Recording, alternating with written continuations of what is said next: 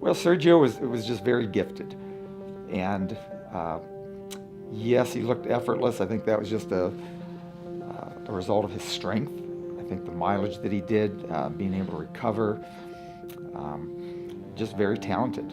Sergio came from a family of runners, and I don't think it was an option for them. I think in the morning, early before breakfast, they were out running, and he just developed that discipline and carried it over with him through his college career and beyond.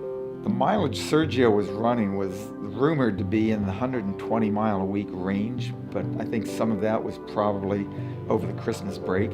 Usually when we came back from the breaks, people would start talking about what they'd done, and in Sergio's case, you always heard the numbers that were definitely over 100 miles a week. Sergio certainly was a type of person any coach would love to have on his team at any time. Very disciplined, very team-oriented, and very talented. His ability to recover quickly meant that we would put him in a number of races in the meets that were important, and we'd try and score a lot of points. I can think of the conference meets where I think we even had him in a 4x800 relay. He came back to a 1500 and then ran the 5000 later in the day. That was all in one day. He is the first runner that I coached here at Cedarville who could do that.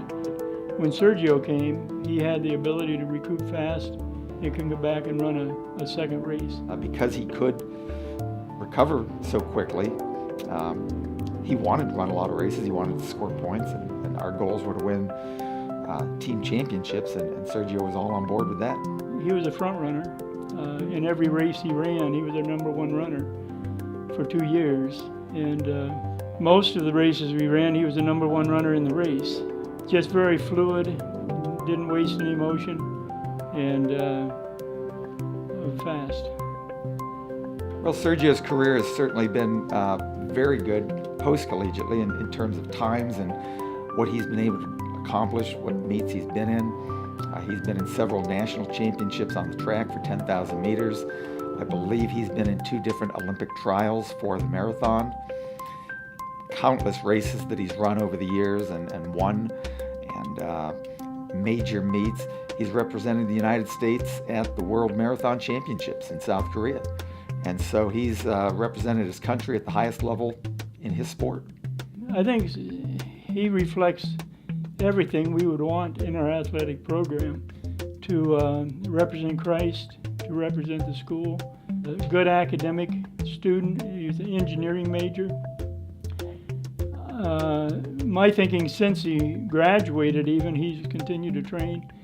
So he certainly has a lot of reserve strength, but in everything he does, he represents what we would want as a Cedarville athlete, and certainly one that would represent us well in the Hall of Fame. Sergio is worthy of the Hall of Fame for so many reasons. Certainly what he did on the track. The records speak for themselves, the times, the performances. But beyond that, I think he represents everything that Cedarville is all about.